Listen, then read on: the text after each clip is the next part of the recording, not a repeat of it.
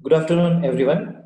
Welcome to today's Indians sessions on non-invasive brain stimulation.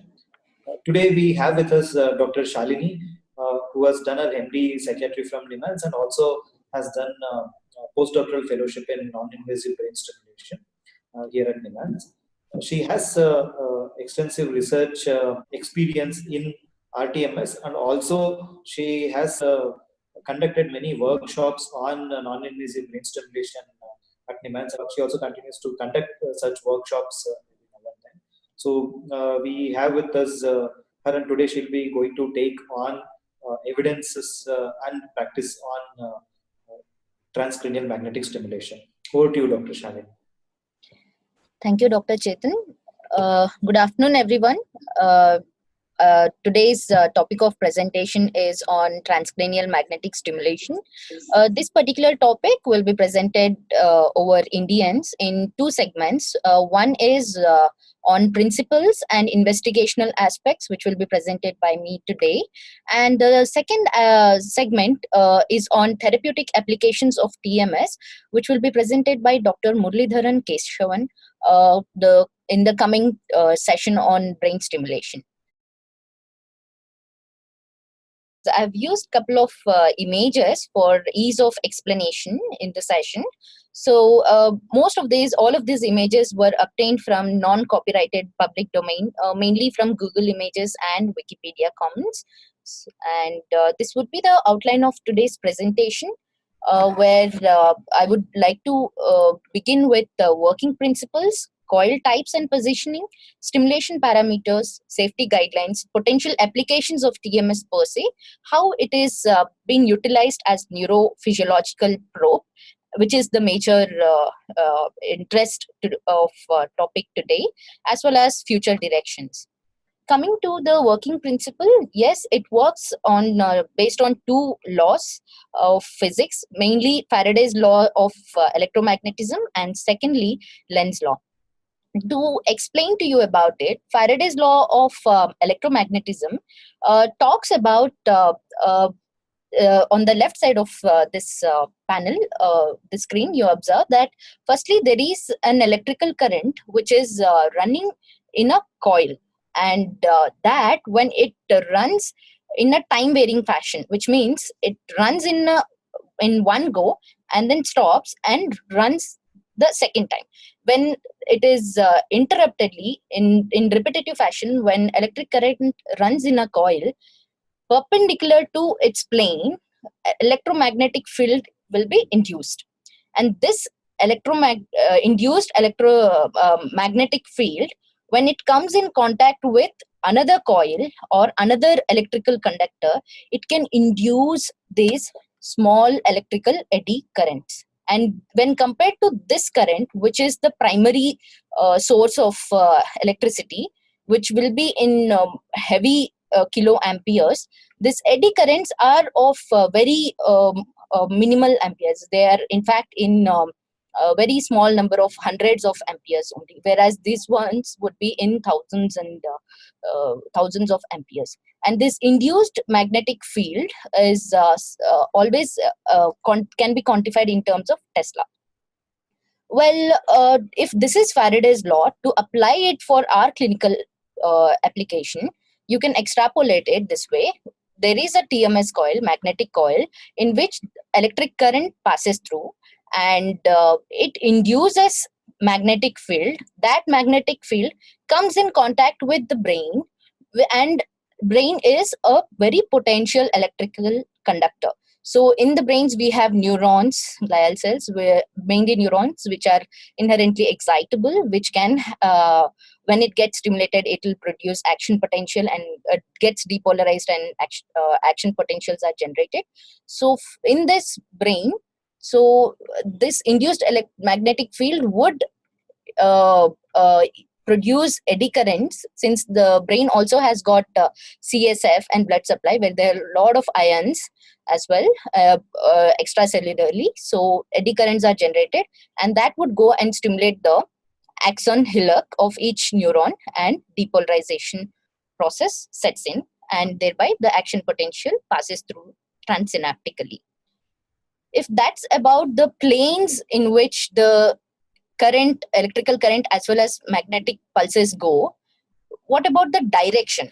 So to explain about direction of electric current, in the coil, if say the electrical current goes in clockwise direction, uh, then the eddy current which is generated when it comes in touch with any conductor, the current generated would be in anti-clockwise direction. And this particular whole principle is explained by Lenz's law. And Lenz's law particularly talks about the direction of eddy current but not magnitude. As we discussed earlier, the magnitude of eddy current is many-fold less when compared to the actual electrical current in the coil. So these are the working principles of TMS. Coming to the origin and evolution of TMS, it is very interesting that how the TMS has come into the picture. So initially, for all the nerve conduction studies which were done both in neurology as well as psychiatry, majorly neurology to begin with, they had earlier this transcranial electrical stimulation was in use, and Merton and Morton were the first ones who had used this procedure where they stimulated it over primary motor cortex. And 5 years later, Barker is the first person who had used Sheffield magnet. This is a magnet which was earlier used for the purpose of peripheral nerve stimulation to look at the nerve conduction, to examine nerve conduction in the peripheral nerves, mainly neuropathies and so on and so forth. So what he had explored was he and his colleagues together, they had increased the output of stimulation, magnetic field strength, and applied those coils over applied that coil over the primary motor cortex and elicited a twitch in the hand muscle. So with that, he came up with the thought that came up with this whole idea that even transcranially, magnetic coils can be used for stimulation purpose. And he is the first one to coin the term transcranial magnetic stimulation. Later, multiple lot of engineers and researchers came into this field where they explored various improved a lot on the way this TMS devices work, and many equipments were designed eventually. And in 1991, the first person, these are the first initial colleagues who have observed, Pascal Leone is the initial one, who and his colleagues who have used TMS pulses, but they had given at a very low frequency and placed it over the Broca's area, which is the area from where motor area of speech, and observed that when the pulses were given at low frequency range repetitively, there was speech arrest in the person who had received it. So this is called a virtual lesion because there is no lesion caused in that brain area, but pulses have gone and caused reduced the activity of Broca's area.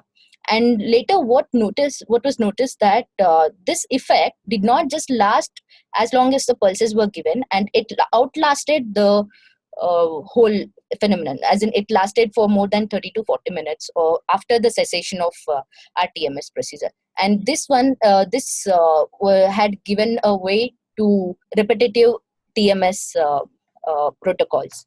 And eventually Kolbinger is the one who had used it clinically, while Pascal Leone et al. Used it in healthy population. Later, Kolbinger had explored in patient population, where he had given it for major depressive disorder. And in 1996, Pascal Leone and his group have explored its utility in treatment-resistant depression. Then in 1996, eventually after all this RTMS procedure came into the picture, Brown had highlighted the safety concerns about repetitive TMS, because until then it was used for investigational purposes, since the frequency rate is higher than the pulse rate that we give in investigational procedure. Usually in investigational procedure we give one pulse every 5 seconds, whereas in RTMS we give about one pulse every as low as one pulse every 2 seconds to even up to 50 pulses in a second. So there's a wide range of repetitive rate which is noted with pulses. So that had raised a lot of concerns.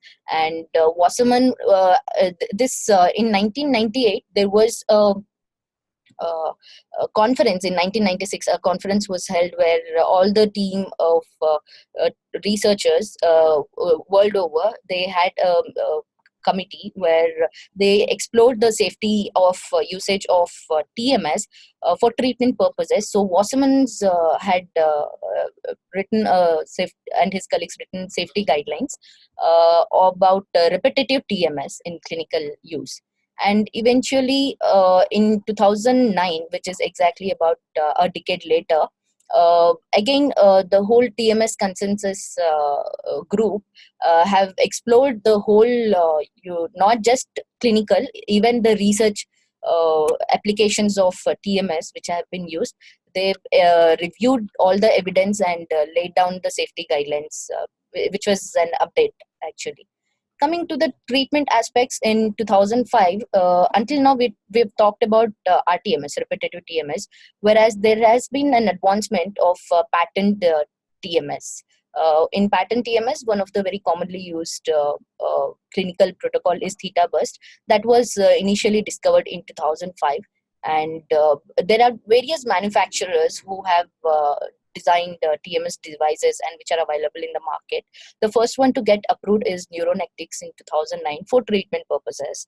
And eventually by 2015, there are total 4 manufacturers which have obtained FDA approval about safety.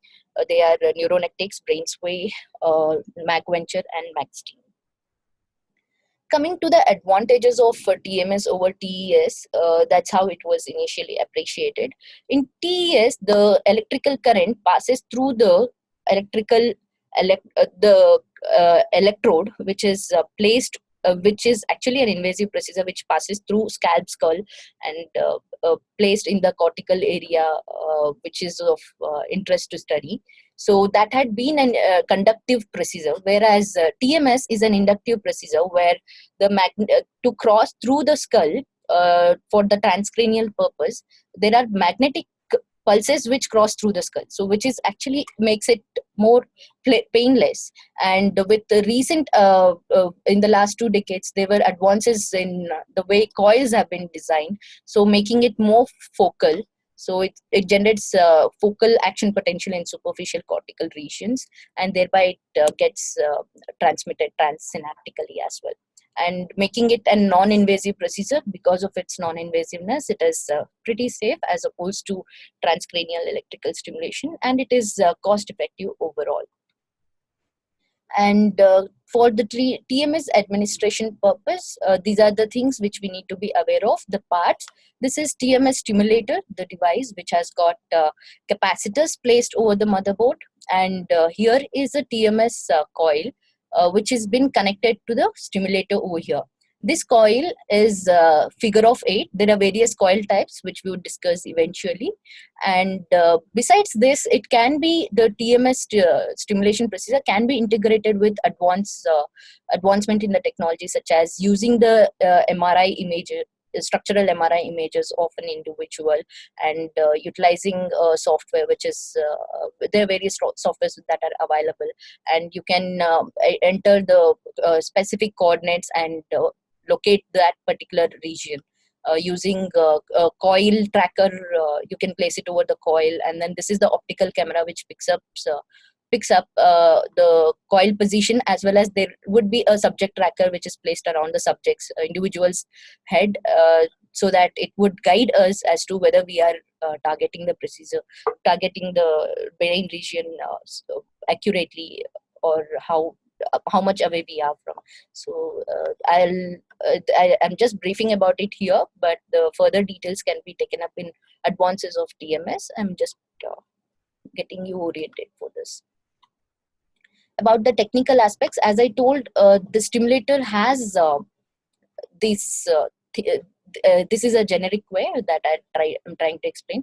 Capacitors are placed in the stimulator, and inductor is in the coil.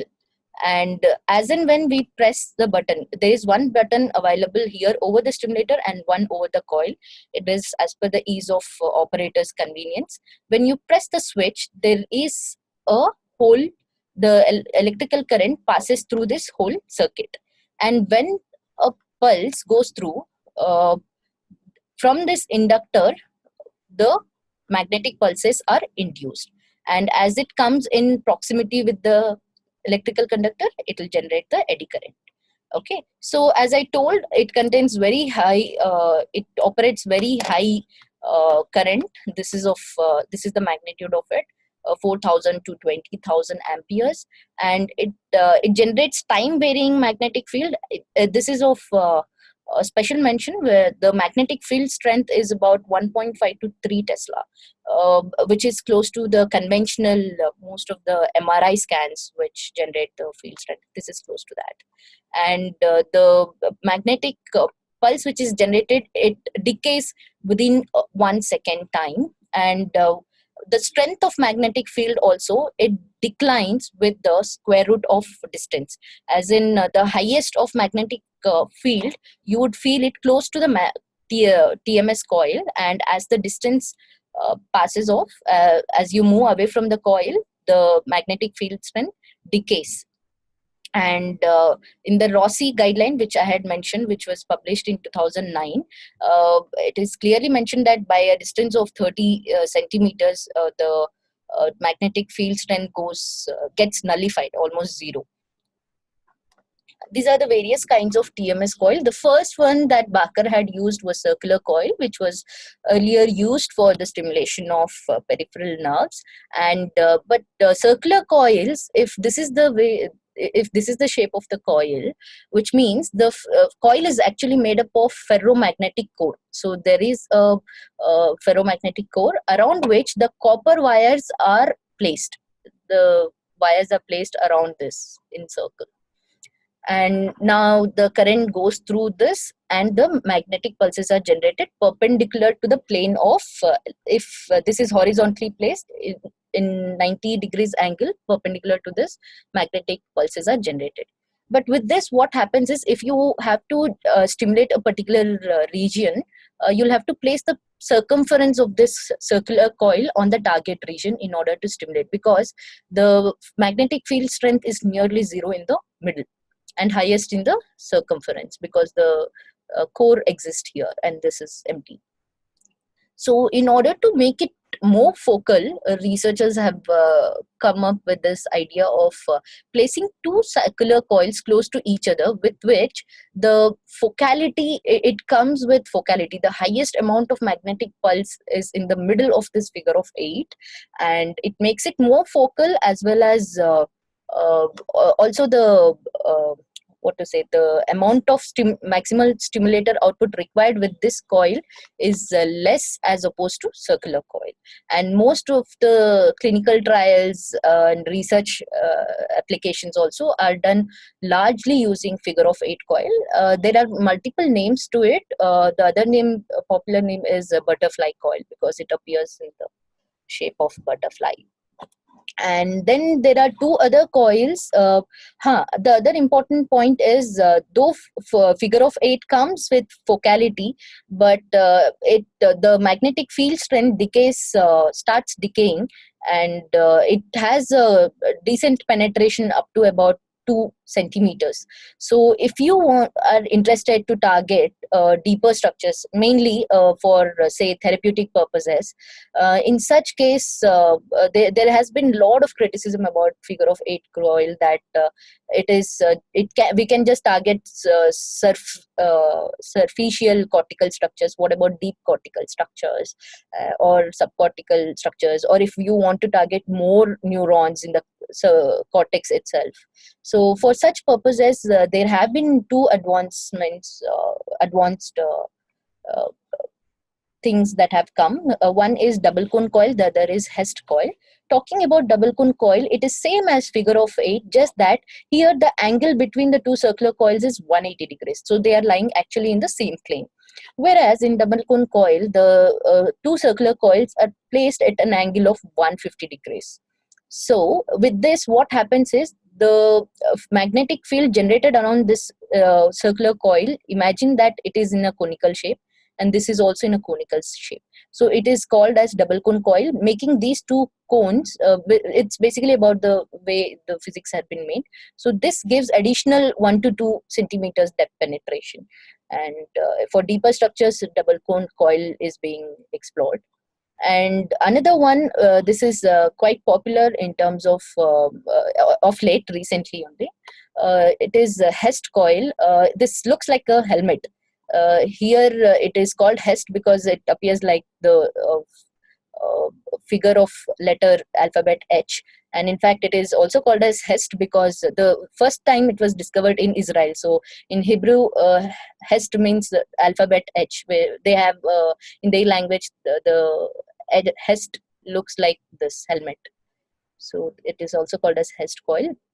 The advantage of this is it gives quite deeper penetration, up to 5 to 6 centimeter deep, and the physics of it is quite interesting. While we talk about ferro magnetic core and copper coils in these circular coils and its various combinations, whereas in Hest coil it's all about arrays of all these copper wires that are placed, so making it go deeper into the structure, targeting the deeper brain areas. So that's the physics of it. The important aspects that we need to know also about, not just we have discussed about shape, also the diameter is something which is important. Wider the diameter, so lesser the focality, and also the stimulus dose strength gets influenced. So highest, if you ask me, the highest stimulus dose strength required would be with circular coil, and less would be with figure of 8. And the wider the diameter of the circular coils, then shorter would be the need for stimulus dose strength. And other important things that you would come across when you read up the literature or when you get into practice are these terminologies. One is maximal stimulator output, the other is motor hotspot, the third is resting motor threshold. To explain to you, maximal stimulator output is nothing but the machine, the device, TMS stimulators maximum capacity to deliver in terms of both its electrical current as well as its magnetic field strength. So it is not for a given individual, we wouldn't use the whole of stimulator output. We use a percentage of it in one particular TMS pulse. So the least percentage of maximal stimulator output required to elicit a twitch, motor twitch, muscle twitch, when you place it over the motor hotspot, when the target region is at rest, is called resting motor threshold. Whereas the motor hotspot is the region of your interest. Most commonly, the first dorsal interosseous of right hand is considered because majority of us are right-handed, and the predominant brain region being our left hemisphere. So in the left primary motor cortex, and particularly the hand region, because I can show you the homunculus in the coming slides, where the hand region represents occupies the pretty large amount, and focality also it helps us in focal stimulation with TMS coil. So that is the motor hotspot which we target. Coming to the resting motor threshold, commonly it is estimated using two techniques. In research setting, it's majorly it is must that we use in combination with electromyography, and in clinical purposes you can use either of them. And one is visual inspection method, where when you place the coil, center of the coil, over the motor hotspot, and you deliver the twitch, you deliver the TMS pulse, and the it elicits twitch in the target muscle. Now let us assume in this condition, let us consider right first dorsal interosseous muscle is a target. When you deliver the TMS pulse and you elicit the twitch, the machine's least percentage of stimulator maximal stimulator output that is required for you to elicit this twitch in the target muscle, when you attempt 10 times, it must elicit at least 5 times minimum. So this is the criteria for resting motor threshold, which means it is not just one go, or we cannot predict. It's something that we'll have to place the coil on the person and run this trial and error in the first place, and then you find out the resting motor threshold. So this visual inspection is where you visually have to observe for the twitch in the target muscle. Whereas EMG, here you place the electromyographic leads over the belly of first dorsal interosseous, and you do a recording where you find minimum of 50 microvolt of MEP amplitude, the motor evoked potential amplitude. Out of 10 consecutive trials, you must be able to elicit minimum 5 times. That would be the resting motor threshold. Well, resting motor threshold is influenced by various factors, beginning with age. As the age increases, the brain volume decreases, and thereby the total number of neurons, gray matter, which is available to get stimulated, is less, thereby needing more percentage of maximal stimulator output, thereby having a more resting motor threshold. So with increasing age, resting motor threshold increases. Likewise, whichever clinical condition where you find gray matter volume decrement, there would be a higher resting motor threshold. Coming to medication, yes, there are certain medications, particularly the ones which increase the which lowers the ability of neurons to get excited or get stimulated, such as most of these anti-epileptic medication, benzodiazepines, have got some influence over the resting motor threshold. Coming to wakefulness, where in wakeful state the brain is more excitable as opposed to sleep. So if when the individual is wakeful, the RMT is lower. If the person is asleep, then the RMT is higher. And then sleep deprivation. Well, sleep deprivation, it is well known that it makes the brain become easily excitable. Thereby, if the individual is sleep deprived, RMT is going to get lowered. This is of major interest when you do in the same person again and again. Say, for example, you consider RTMS as a treatment in patients where the person is posted every day for treatment session. What we often tend to do is we measure the RMT on the day one of session, and we tend to extend it for the subsequent treatment sessions as well. But it is very important to note whether the person had slept well the previous night before you begin the treatment, because if the person is sleep deprived, the person must be having a lower RMT on that day. And if you do not re-estimate the RMT and you give the previous RMT dose itself, then which means you're giving higher dose, and thereby it will pose the individual at risk of various adverse effects. Mainly the very untoward one is seizure with TMS. So hence it is always good to check for the adequate sleep, whether the individual had the previous night or not. Coming to physical exercise, this is a bit inconclusive, but it was found that individuals who were into rigorous weightlifting or a lot of physical exercises, they are found to have higher RMT. And then procedure related, yes, the coil position and contact with scalp are two major influencers. If the coil is not placed towards the brain or skull, and the direction of the coil is placed away from it, then you would end up needing the focality is compromised here, and thereby you would end up needing more stimulator output, and thereby making it more making your RMT value higher. Then contact with scalp is also pretty important. There shouldn't be much gap between the coil surface as well as scalp. These are the safety guidelines. As I mentioned before, there was a conference workshop held in 96. Subsequent to that, in 1998, we have this safety guidelines, but it talks mainly about repetitive TMS. Subsequently, a decade later, again, the safety TMS consensus group, they have issued safety and ethical consideration of TMS in clinical practice as well as research use. So these are highly recommended reading from my end to you.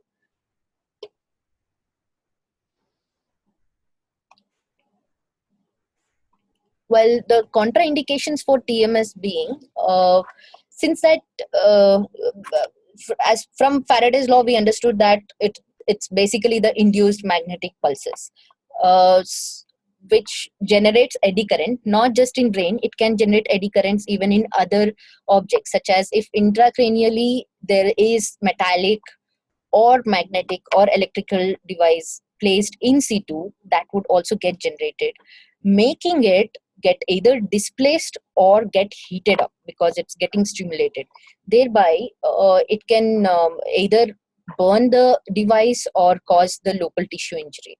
And hence, TMS is strictly, absolutely contraindicated in individuals with cochlear implants, deep brain stimulation electrodes placed in situ, and aneurysmal clips. These are often metallic clips. So these all tend to get heated up and get stimulated thereby. So there is absolute contraindication over here. And the other is pacemakers and other implantable medical devices such as defibrillator in situ. So again, these are the other potential conductors which will get stimulated from the induced magnetic pulses, and thereby the ongoing electronic circuitry can get impaired. So even in this population, it is contraindicated. The other ones are something which we need to run a safety screen before considering TMS. One is history of seizure or epilepsy, not just in the individuals, even in the, if there is history of epilepsy even in first degree relative. In such cases, it will pose the individual at risk for seizures. And also it is important to examine the medications the person is on. Tricyclic, clozapine, lithium, these are known medications which lower the seizure threshold, thereby it will pose the person at risk for seizures. Others being history of serious head trauma. In following head trauma, there can be a lot of the brain is in altered state as before, when compared to before. So it might be easily excitable, or there could be certain, if craniotomy is done, there is no skull in place, so the pulses might go deeper, and if we place the coil over the craniotomy scar, it can lead to further complications.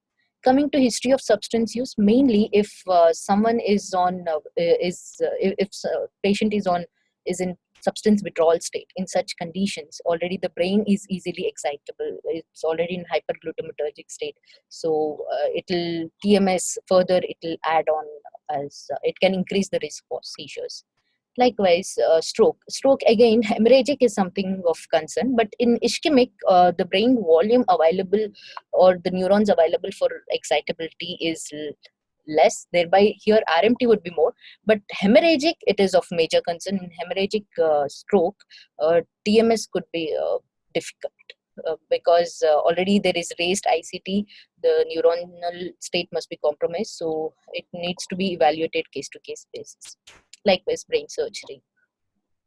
And we need to be careful about any medical conditions or neurological condition where the individual already has got a risk of seizure as particularly hazardous, and pregnancy as well, because though Rossi guideline says by 30 centimeter it gets nullified, uh, uh, but however the fundus of uterus lies more than 30 centimeters away, but still clinical studies are not done to say the safety has not been proven, except for certain case reports which account for safe uh, delivery of TMS. However, uh, it is considered to be contraindication because long-term outcome of TMS is something yet to be examined in detail, although there are certain follow-up studies.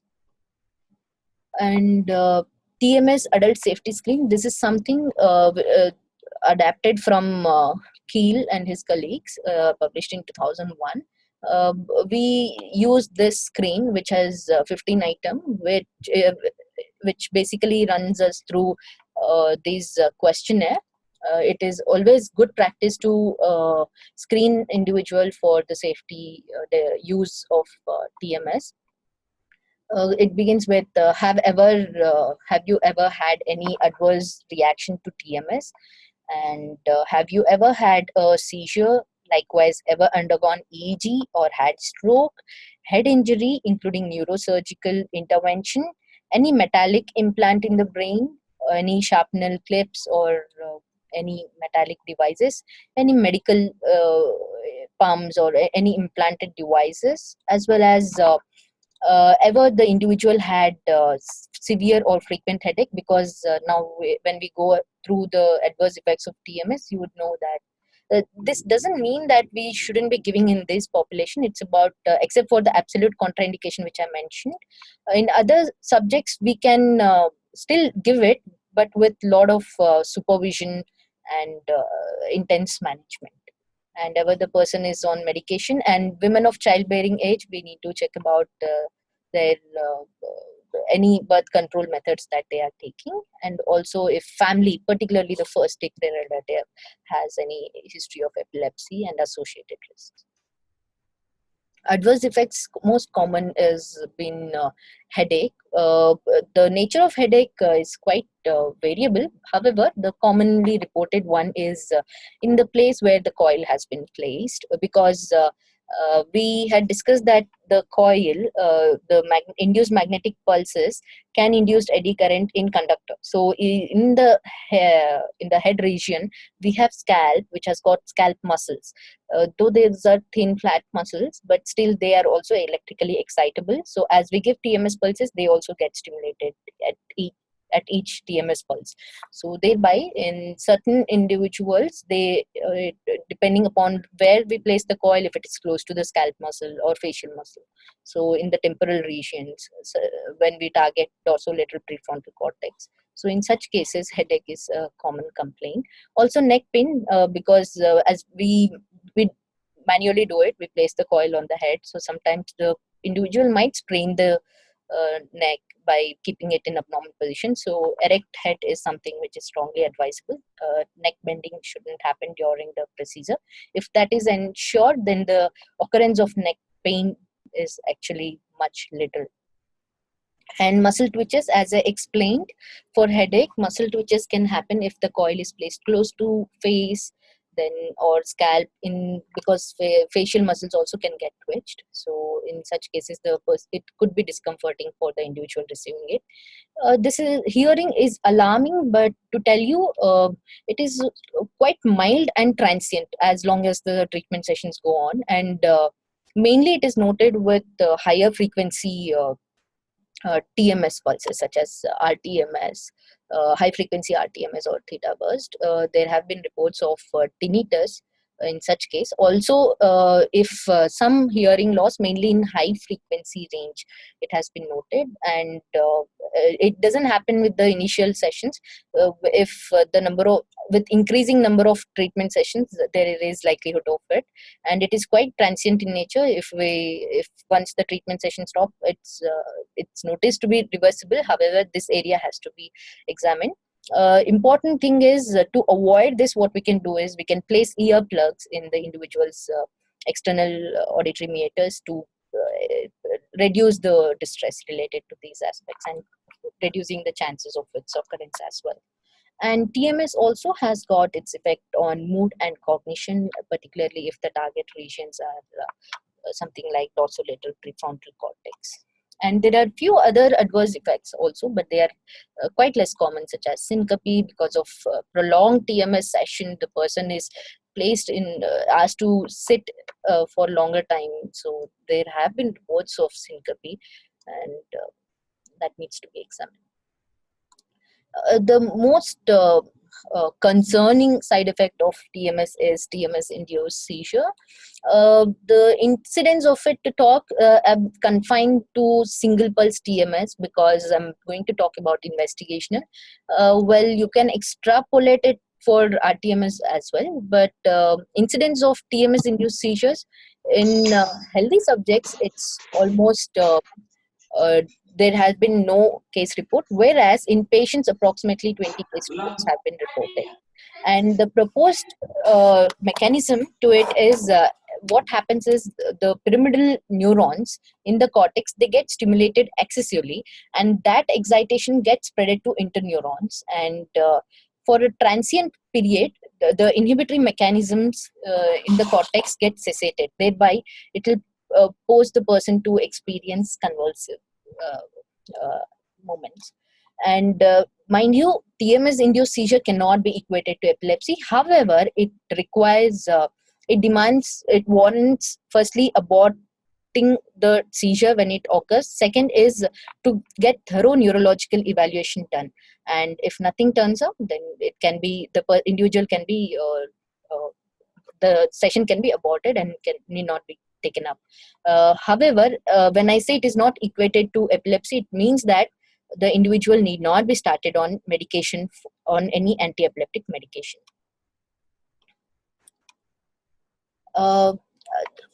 In our center at NIMHANS, we had experience of one case where the individual is 35 years old, who was otherwise healthy with bipolar disorder. While determining resting motor threshold, the individual had experienced seizure. So interesting part is here he had a family history of epilepsy, as well as he's been on medication like lithium and chlorpromazine, although he never had a seizure premorbidly. And potential uses of TMS would like to broadly classify it as physiological and neuromodulatory. Under physiological, single pulse and paired pulse are the ones which are of interest. Neuromodulatory will be covered in the second segment of TMS topic. So investigational application of TMS, coming to that, TMS can be integrated with electromyographic technique. This is something which I'm going to elaborate in detail, and it can be integrated with EEG and imaging methods as well. Coming to this technique, I would go in this order: procedure, experimental paradigm, safety of this use, findings in various psychiatric disorder, and future directions. Coming to preparation of subject, scalp needs to be clean and dry, and anybody with metallic and magnetic object, firstly, metallic and magnetic objects should be kept away from the individual, but if they are in situ, we had already covered that they are contraindicated, and sleep must be ensured before the start of treatment, and use of stimulants is something that we need to have a check on. Coming to the basic steps, firstly, we have to set up the TMS stimulator, and electromyographic leads has to be kept in place over the target muscle, and amplifier is one device which must be used, and coil must be positioned in the direction, the coil facing towards the scalp, towards the skull, and the handle should be held posterolaterally, while the figure of 8 coil part has to lie anteromedially, making 45 degrees angle with the sagittal plane. The shorter axis of the handle must make 45 degrees angle with the sagittal plane. And then we have to locate the motor hotspot and start increasing the dose and find out the minimal dose, which start modulating the dose and find out the minimal dose required to elicit twitch. Or since we are using EMG, we'll have to look for motor evoked potential of 50 microvolt and determine the resting motor threshold, and then we can go ahead with the study protocol. And this is the motor homunculus. So as you could see, this is the motor area. The largest representation is for the hand region, particularly the thumb. So when we place about from the vertex region 5 centimeters away, we place the center of the coil and stimulate this region. And as you know, there is pyramidal decussation. So when we place it on the left primary motor hand region, the twitch will be elicited on the opposite side, which is right first dorsal interosseous. Coming to the experimental paradigm, these are the four broader things which I would like to discuss. One is motor cortical reactivity. So in the EMG recording, which I said amplifier, the amplifier gives the input to the software. In the software, we get to see the EMG recordings this way. So this is the background EMG activity at rest, and the TMS pulse has been given. And after a short while, you see the motor evoked potential. And then there is a gap, and then there is return to the background EMG activity. Thing of interest is latency. The time from TMS pulse delivery to the generation of MEP is called MEP latency, motor evoked potential latency. And in most psychiatric disorder, it was found to be normal. However, MEP latency is prolonged in demyelinating conditions. Because of demyelination, it takes longer time for the MEP to be generated. So MEP is another thing, amplitude. The peak to peak distance that you measure is will give you MEP amplitude. Well, I forgot to tell you, along the x-axis we have time dimension of 100 millisecond, and along y-axis we have measure of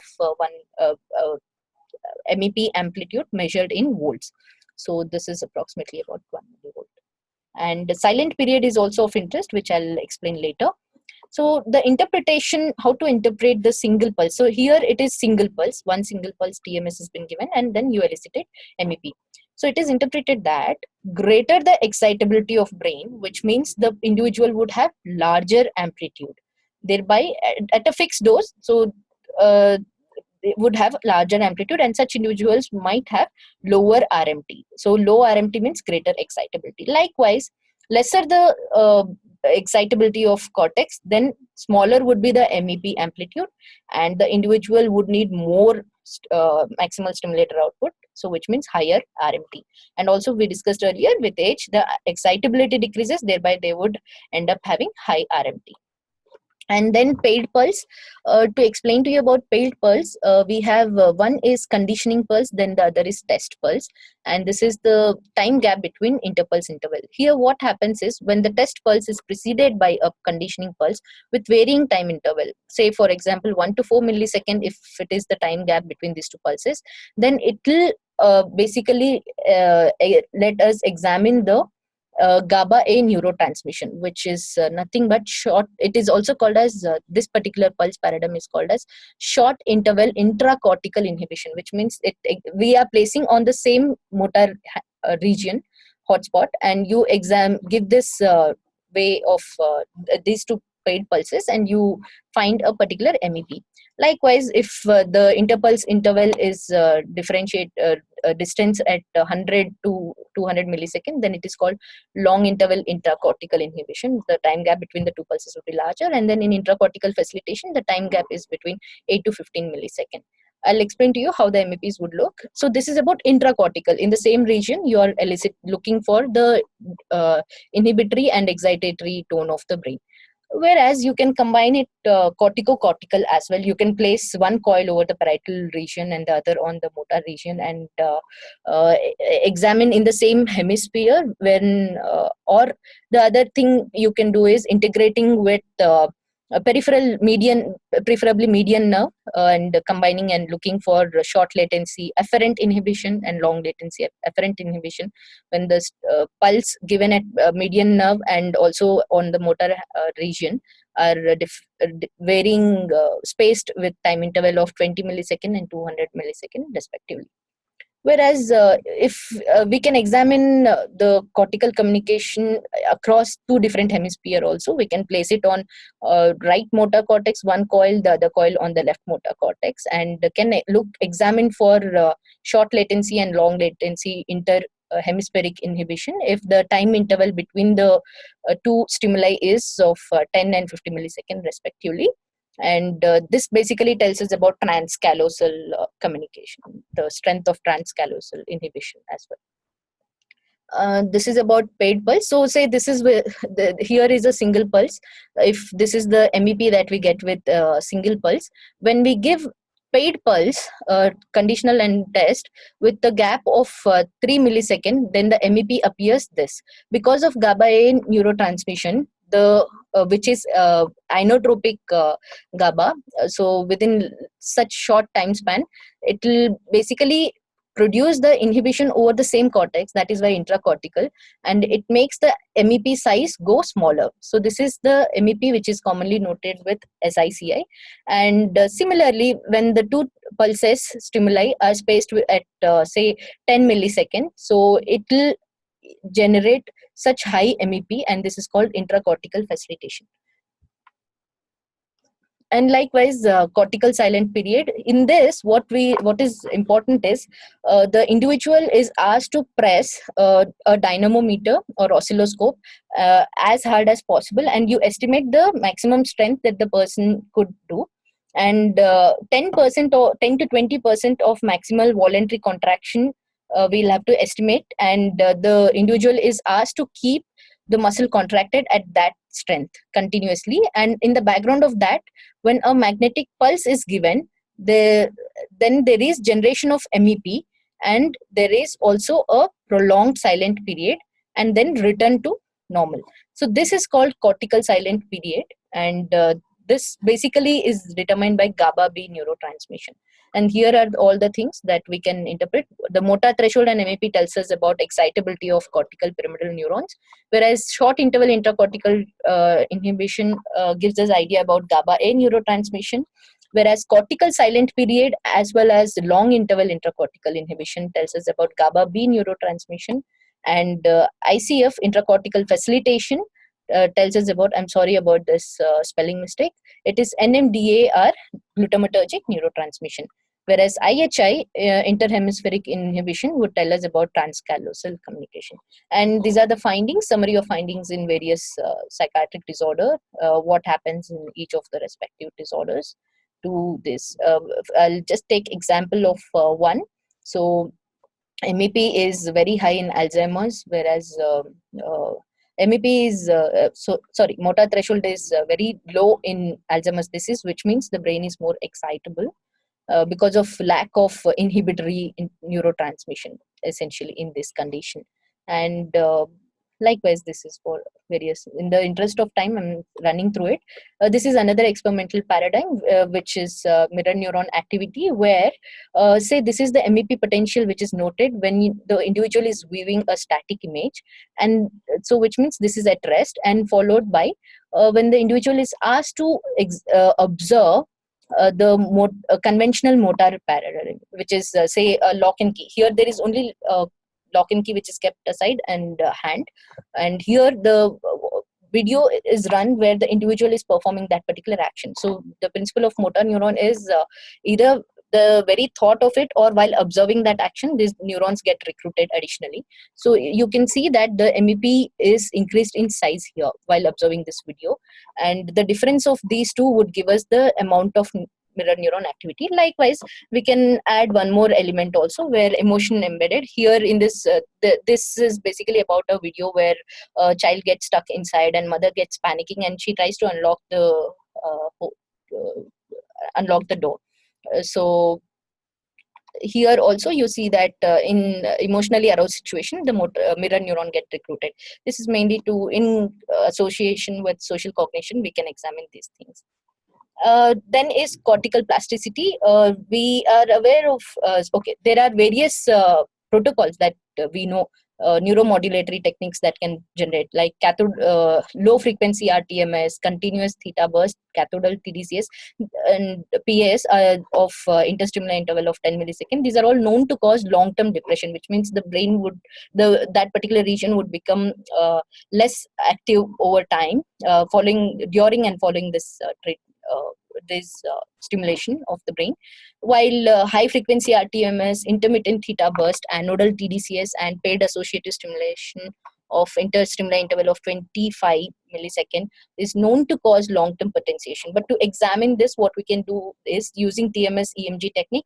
Before starting, say for example, let us take cathodal TDCS. Before starting the cathodal TDCS, we can examine the cortical reactivity, giving the pulses, record MEPs, and then give cathodal TDCS. Immediately after the stop of cathodal TDCS, you can record at regular intervals the motor reactivity, motor cortical reactivity, and you would see that over time the brain would start showing declining reactivity. That is what is expected, because following this treatment there has to be depression in the reactivity. So long-term depression and long-term potentiation, these are the cortical plasticity protocol that we can examine. Take home would be TMS is a non-invasive procedure, painless, and it has got focal cortical stimulatory method. And safety screen is must for all individuals, whether they are healthy or whether they are patients. But whoever undergoes TMS will have to run safety screen, and that is mandatory. And we have also looked at how it has very potential neurophysiological probe. We can look at the physiological processes of the brain, like the excitability, inhibitory potentials, the connectivity, strength of connectivity, these things. And though we run all this experimental paradigm, to make it more meaningful, we'll have to have a clear question, either clinical or with cognitive outcome. Then only it will, whatever findings we get, it would be explainable, and also it will make the whole exercise meaningful. And my acknowledgement to the whole students and faculty of Department of Psychiatry in NIMHANS. Thank you. Thank you, Dr. Shalini, for the lucid presentation on both the procedure and investigational paradigms of RTMS. Now the floor is open for discussion. We already have a few questions with us. Dr. Aishwarya has asked, is a past history of stroke an absolute contraindication for RTMS? Not really. It's not an absolute contraindication. It is a relative contraindication though. When I say relative, it means that we'll have to reassess the individual whether there would be any likelihood of seizures or not. Firstly, most of the patients on stroke, you'll have to firstly look at whether the nature of the stroke is hemorrhagic or ischemic. If it is ischemic, there is no contraindication, just that the target region is less excitable. We cannot target that region. Say for example, post-stroke depression, if the stroke is involved even left dorsolateral prefrontal cortex, it is of no point targeting that region. Then you'll have to switch over to the right side, which is excitable. So this is one. But however, this is about ischemic. But if it is hemorrhagic, there is already, as per Monro-Kelly hypothesis, so if there is brain blood, if there is increase in blood volume, then the brain parenchyma is already pressed, and also there is strain on the CSF as well. So with this, the brain would be more excitable, A. And B is more excitable, so thereby there is risk of seizures in such case, and hence it is always good to avoid and ensure that the person is on has got good hypertension control, as well as even on anti-epileptic from neurology side, not that we prescribe for the sake of TMS. If these things are there, we can safely give it, but there's always something that we'll have to watch out for. So hemorrhagic stroke, I think it is not that safe. However, we can still give it given if there is more of benefit than risk, then we can consider. But from the guidelines, it is a relative contraindication, hemorrhagic stroke. Ischemic, we can still give. Are the diameter of coil and stimulus strength inversely proportional? Yes. As the coil diameter increases, then the not stimulus strength, the RMT for the person is lesser, because the induced magnetic field strength is more. More diameter means there's more iron core which is available, ferromagnetic core that is available, and more copper wiring, and thereby proportionally the field strength would increase, thereby the RMT value, the machine stimulator percentage wise, if you see, it is less that way. Is craniotomy an absolute contraindication? No, it is not an absolute contraindication. It is a relative contraindication. You can spare that craniotomy scar region while placing the coil. that way we can do, and also ensure that the person has on good anti-edema measures, as well as that on good anti-epileptic if there was a need. So these things to be ensured. Yes, Dr. Archana. Hello, ma'am. I would just like to know the effect of RTMS with regard to Parkinson's disease. So, what happens to the frequency? Because the patients are already elderly, so the volume of the gray matter is already reduced, and there should be some deep penetration also for restriction of tremors or something. So, how is it you go about in patients, and has it proven to be effective? Because here some private practitioners are still using it for the tremors in Parkinson's, but I really don't know whether it is making any difference or. Okay. Thank you for the question, Archana. I had not covered that point today because it comes under therapeutic application of TMS, which is kept for the coming session. However, to answer your question, in terms of its evidence in Parkinson's, it is not FDA approved, which means the treatment protocols are all still under research. And about effectiveness, I firsthand did not have any experience giving TMS for tremors, particularly Parkinson's. However, theoretically, I can answer though. As you rightly pointed out, there is already cortical gray matter volume reduction, but in Parkinson there is not much of though. However, in Parkinson's also we do not target the subcortical region, mainly basal ganglia, though there is pathology in the whole basal ganglia circuit, but we cannot TMS coil doesn't go that deeper. So usually cortical markers are picked up even in psychiatric disorders. Say for example in depression, dorsolateral prefrontal cortex is the target region, and then in schizophrenia for auditory hallucination, temporoparietal junction. So always we pick up the cortical brain region and we focus, try to give and we deliver TMS treatment protocols on cortical brain regions. It doesn't mean that it corrects only here. So the point over here is, when we target this cortical brain region, it has got connections deeper to subcortical structures. So through this, as we discussed, as I pointed earlier, that it transmits this action potential transsynaptically. So it will cause neuromodulatory changes even in distant regions. So when I say DLPFC, it doesn't mean that it does something to DLPFC. The connections that DLPFC has got to various brain regions, say for example, thalamic structures, basal ganglia, and then other cortical regions, there where it brings up all the changes, and thereby the outcome, clinical outcome, the symptom reduction you get to see. It's not just the target region that you target, that it is implicated in the pathophysiology as a cause. It's about finding out the cortical marker, which you can potentially consider as a target region for this treatment protocol. If others don't have a question, Shalini, may I ask a question? Yes, sir, please. What would be the maximum depth that can be reached in TMS? Okay. Depth wise, it can go until 30 centimeters, sir. But the strength that we need, that can go up to, with figure of 8 coil, about 2 centimeters, though some certain manufacturers claim to be 3 centimeters. We can, with conviction, with all the experience, we can consider it as 2 centimeters.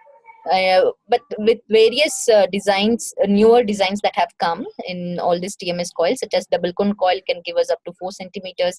Figure of this H coil can let us go until as deep as about 6 centimeters. 8. So yeah, 8 also they claim, but we can consider, or it's good to consider the lower limit itself. So somewhere between 2 to 5 centimeters is the maximum depth that is using RTMS. Yeah. So this also was in continuation to what Dr. Archana was asking as to whether to reach basal ganglia or whether to reach other structures. They are so deep inside the cortical structures that it is almost impossible to reach those situations. So what we are seeing is only about 2 centimeter to 3 centimeter. So we are looking at superficial cortical regions, not exactly deeper structures. So In even fact, if H coil, there are various designs. H1 to they are numbered till 7, I guess. Each numbers have got were designed for a particular cortical region. So there is one of these 7 is been designed for anterior cingulate cortex, which is actually deep seated.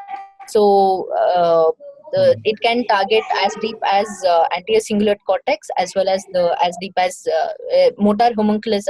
You would have noticed that in the midline it is quite deeply situated, where the leg region is quite deeply situated. So double cone coil can be used to elicit muscle twitch in our leg muscles, calf muscles as well. So double cone coil and H coil can be used, but a routine figure of 8 coil doesn't go that deeper. It doesn't very hard to elicit leg motor threshold using figure of 8. yeah, yeah.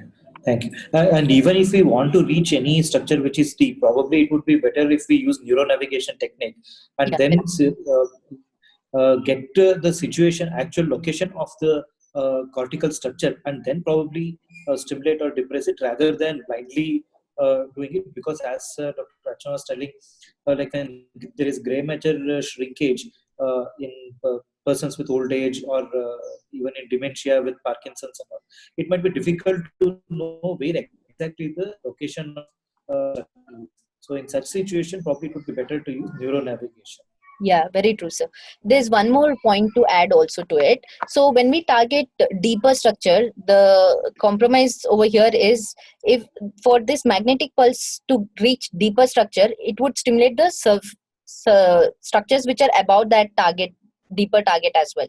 So what would happen is, if we use double cone coil, if say we are targeting anterior cingulate cortex using double cone coil, it will deliver the desired treatment dose to that deeper target area, but the brain region which is just above that target area would receive higher doses. So that is something which would be of disadvantage. If we try to go deeper, the superficial structures will also get would receive pulses and also of higher dose. So with this method there is this one flaw. However, H coil, they claim that it will ensure that the field strength would be of same both for superficial as well as deeper structure. So if we give 100% RMT for anterior cingulate cortex using double cone coil, so the brain region just above it, when ventromedial cortex, prefrontal cortex, and dorsomedial, they would receive more than 100% RMT. So that is one disadvantage with double cone. Whereas in H coil, all the structures would evenly receive 100% RMT if we are giving. So that's how it's being marketed as well. Dr. Aishwarya has asked another question. Can you please explain motor hotspot again? Okay.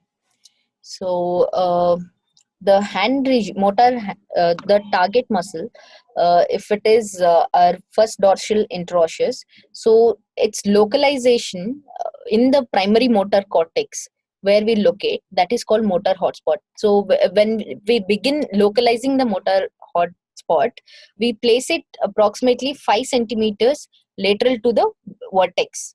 So as you place the coil, immediately we may not find, most cases you would find the motor hotspot, but in certain cases we'll have to navigate through that region and locate. So the final point which you conclude that this is the point which delivers, which elicits muscle twitch, is something that you finalize, and that is called motor hotspot. So there, after you localize, then you will have to start estimating the resting motor threshold by manipulating the percentage of stimulator output and determine the resting motor threshold. Thank you. Thank you, Dr. Shalini, for your lucid presentation. We also like to thank Linux Laboratories Chennai for their support through educational grant. Thank you, one and all.